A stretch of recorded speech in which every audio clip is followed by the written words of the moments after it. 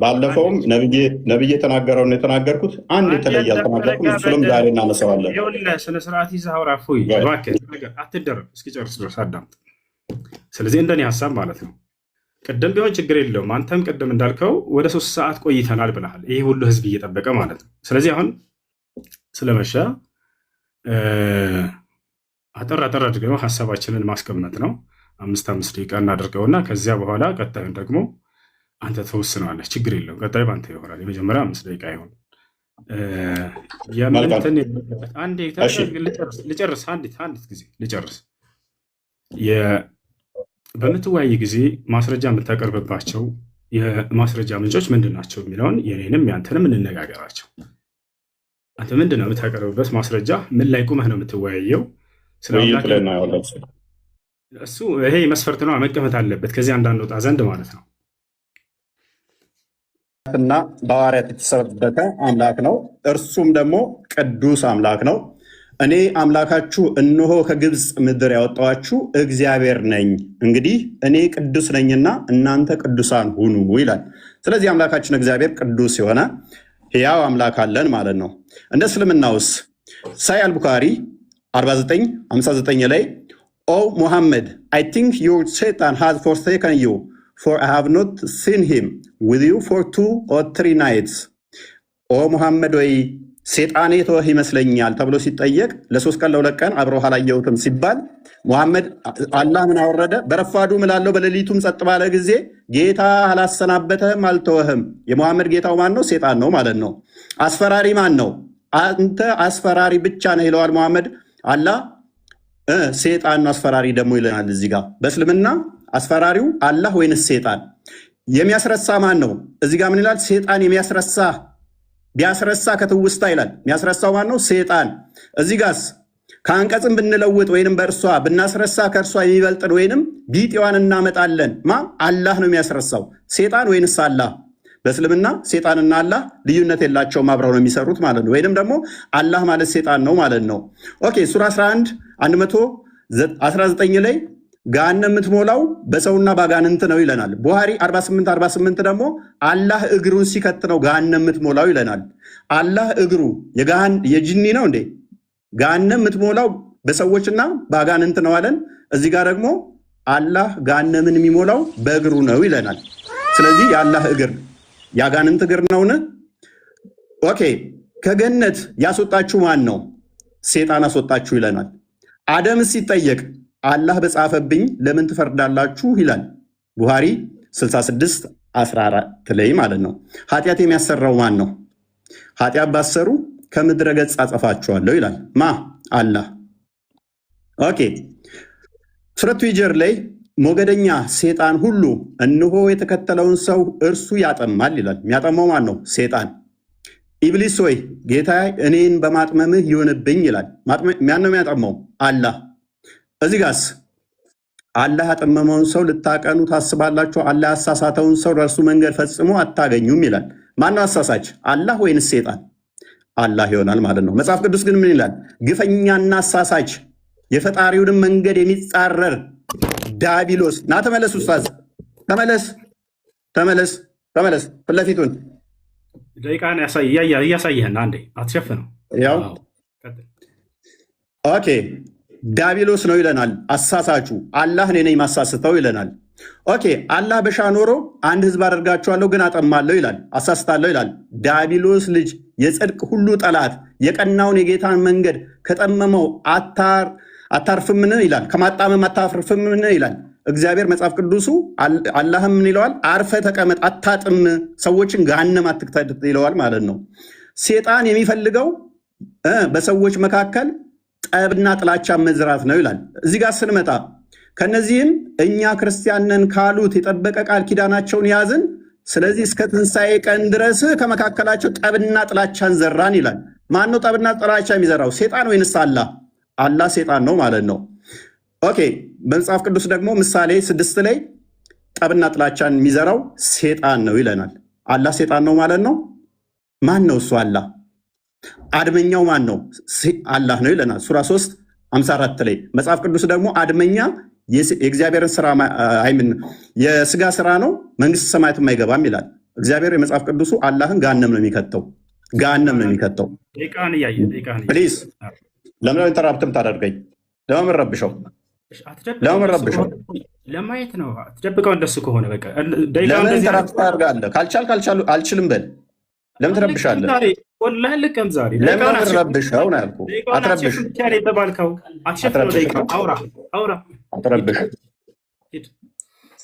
መያዝ እችላለሁ ብለህ ነበር እኮ። ስለዚህ ጣልቃ አትግባ። ሜይ ቢ ጣልቃ አትግባ። ደግመህ አትገባም አይደለ ኡስታዝ? አትሸፍን። ደቂቃውን እናውራን የተባልከው ፖለቲካ ተስራፎ ፊት ለፊትህ እኮ ነው ኡስታዝ፣ ፊት ለፊትህ ነው። ምክንያቱም ላኛ ቆሞታል። ደቂቃውን አያችሁት አይደለ? ቀጥል፣ ችግር አትረብሽ። እያንዳንዱ የተናገርከውን አሁን ስለሚይዝህ አትረብሽ። እና ታዲያ አንተ ስታወራ ደቂቃው ይቀጥል።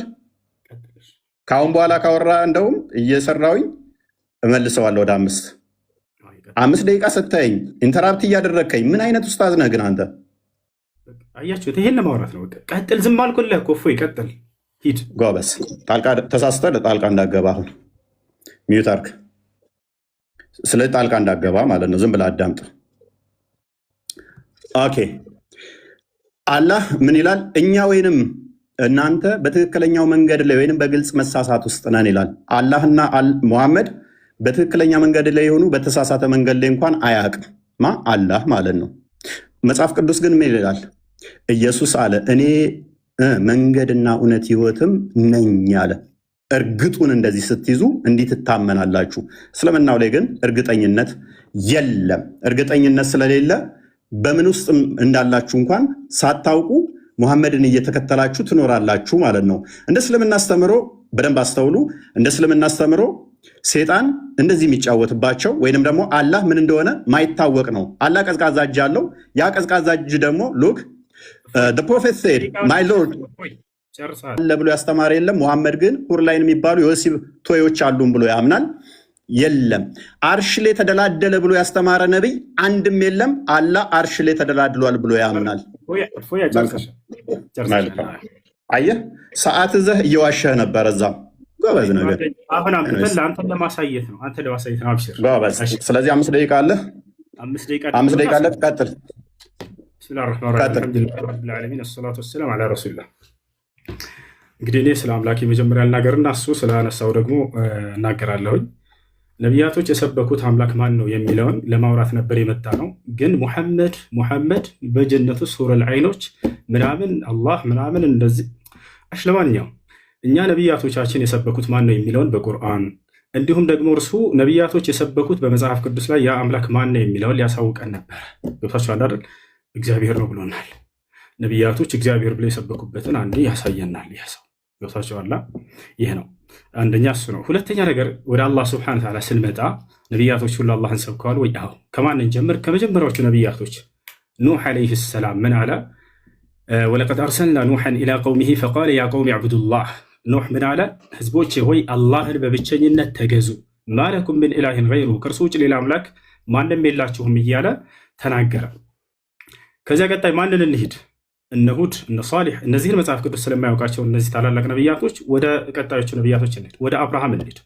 አብርሃም ታዲያ ማንን የሰበከው ብለን ስናይ አላህን። ማስረጃ ቃለ ሱብሓነሁ ወተዓላ ወኢብራሂም ኢዝ ቃለ ሊቀውሚሂ ዕቡዱላህ ወተቁሁ ዛሊኩም ኸይሩን ለኩም ኢን ኩንቱም ተዕለሙን ኢነማ ተዕቡዱነ ሚን ዱኒላሂ አውሳነን ወተኽሉቁነ ኢፍካ። አብርሃም ምን አለ ለህዝቦቹ? ህዝቦቼ ሆይ እነሆ አንድና ብቸኛ የሆነውን አምላካችሁን አላህን በብቸኝነት ተገዙ። የምታውቁና የምታገናዝቡ ብትሆኑ ይህ ለእናንተ የተሻለ ነው ካለ በኋላ ሌላ አማልክቶችን ሁሉ ጣዖቶች ናቸው ብሎ ገለጻቸው። አብርሃም ኢነማ ተዕቡዱነ ሚን ዱኒላሂ አውሳነን አለ። እነዚያ ከአላህ ውጭ የምትገዟቸው ሁሉ ጣዖቶች ናቸው አለ። ስለዚህ ማነው አምላክ አለ? አላህ ነው ብሎ ተናገሩ። ከዚያ በኋላ እነማን እንሂድ? ነቢዩ ዒሳ ዓለይሂ ሰላም ወይንም ነቢዩ ኢየሱስ። እርሱ ምን አለ? ወኢነላሃ ረቢ ወረብኩም ፈዕቡዱሁ ሃዛ ሲራጡን ሙስተቂም። ያው ነቢያቶች ሁሉ አምላካቸውን ያሳውቃሉ። ይህንም ጌታ የእናንተም ጌታ እርሱ አላህ ብቻ ነው፣ እርሱም በብቸኝነት ተገዙት፣ ይህ ነው ቀጥተኛው መንገድ አለ። ከእርሱ በፊት ኢልያስ የተባለው ታላቅ ነቢይ ማንን ሰበከ ከተባለ አምላኩን አላህን ስሙን አሳውቃል። አላህ ነው እያሉ ቃለ ኢልያስ ዓለይሂ ሰላም ቃለ አላህ ስብሓነሁ ወተዓላ ሓኪያን አን ኢልያስ ዓለይሂ ሰላም ፊ ሱረት አሰፋት ወኢነ ኢልያስ ለሚነል ሙርሰሊን ኢዝ ቃለ ሊቀውሚሂ አላ ተተቁን አተድዑነ በዕለን ወተዘሩነ አሕሰነል ኻሊቂን አላህ ረበኩም። ኢልያስ ከነቢያቶች መካከል ነው ካለ በኋላ ምን አለ? አላህ ነው ጌታችሁ፣ ወረበ አባኢኩም ልአወሊን የቀደሙት የአባቶቻችሁም አምላክ እርሱ አላህ ነው እያለ አስተማረ ማለት ነው። ይህ ነው እንግዲህ ነቢያቶች አምላክ አላህ ስብሐነሁ ወተዓላ እንድናመልክ እንዲሁም እርሱን አሳውቀውናል። ይህ ሰውዬ ግን እግዚአብሔር ብሎናል። ነቢያቶች እግዚአብሔር ብለው ያስተማሩበት ቦታ እንዳው ካለ ከመጽሐፉ ላይ ያሳየናል። ልክ እኔ ከመጽሐፌ ላይ አላህ ብለው እንዳስተማሩ በመጽሐፉ ላይ እግዚአብሔር ብለው ያስተማሩበትን እነዚህ ነቢያቶች ያሳየናል ማለት ነው። ገብቷችኋል? ይህ ነው። ሌላኛው ነገር ካነሳው መካከል ስለ መጀመሪያ ላይ ገና ሲገባ ጊዜ ምን ብሏል? እዚህ ጋር ነበረ የሙሐመድ ጌታ ሰይጣን ነው ማለት ነው ብሏል። የሆነን ሀሳብ አንስቶ ያም ምንድን ላይ ነው የሚገኘው? ነቢያችን ሰለላሁ ዐለይሂ ወሰለም መጀመሪያ አስተምሮታቸውን ጀምሮ አካባቢ ላይ ሰይጣንህ ትቶሃል ብለው በተናገሩ ጊዜ የመካ ከሃዲያኖች ያንን አስመልክቶ የእሱ የራሱን ሀሳብ ምን አለ? ስለዚህ የሙሐመድ ጌታ ሰይጣን ነው ማለት ነው አለ። አሁን እኔ የምጠይቅህ ያንን የተነገረውን ሐዲስ ታወጣና እርሱ ላይ ሙሐመድ ሰይጣን ነው የተባለበትን ቃል ታሳየናለህ ወይንም ችግር የለውም እዛውም ላይ አይኖር ከሌለ ከሊቃውንቶች መካከል አንድ ሊቅ ይሄ ሐዲስ የሚያስረዳው ስለዚህ የሙሐመድ ጌታ ሰይጣን ነው ማለት ነው ያለ አንድ ታሳየናለህ። ልክ አንተ እንደተናገርከው ማለት ነው። ዛሬ በቁርአንና በሐዲስ ላይ ከራስህ እየተፈለሰፈ እየፈጠርክ እንደምትናገር በደንብ አድርጎ ይጋለጣል። አያችሁ፣ ይህን አንዲት ከሊቆች መካከል አንድ ሊቃውንት ይሄንን የሙሐመድ ጌታ ሰይጣን ነው ማለት ነው የሚል ግንዛቤ ያመጣ አንድም የለም። ይሄንን ልታመጣ እፈልጋለሁ፣ እጠብቅሃለሁ እንድታመጣ። ያን ማስረጃ ስታመጣ ጊዜ ወደ ቀጣዩ ትሄዳለህ። ሌላው ነገር እንዲህ ከራስህ እንትን ባትል መልካም ነው። አላህ ሰይጣን ነው ምናምን የሚል ቃል ከሊቃውንቶች እንዲህ ብለዋል ብለህ ከዚህ በኋላ አስከትል። ከራስህ አትናገር። ሽፎይ ያለውን ነገር ቁርአንና ሐዲስ ላይ ተናገር፣ ችግር የለውም። ያ ነው እና አላህ ስለዚህ የሙሐመድ ጌታ ሰይጣን ነው ማለት ነው ያሉበትን አሁን ቶሎ እንድታሳየኝ እፈልጋለሁኝ። የመጀመሪያውን ያወጣው ሐዲስ ላይ አስመልክቶ ከሊቃውንቶች መካከል አንድ ሊቅ እንደዚያ ብሎ የፈሰረ ወይንም የተረጎመ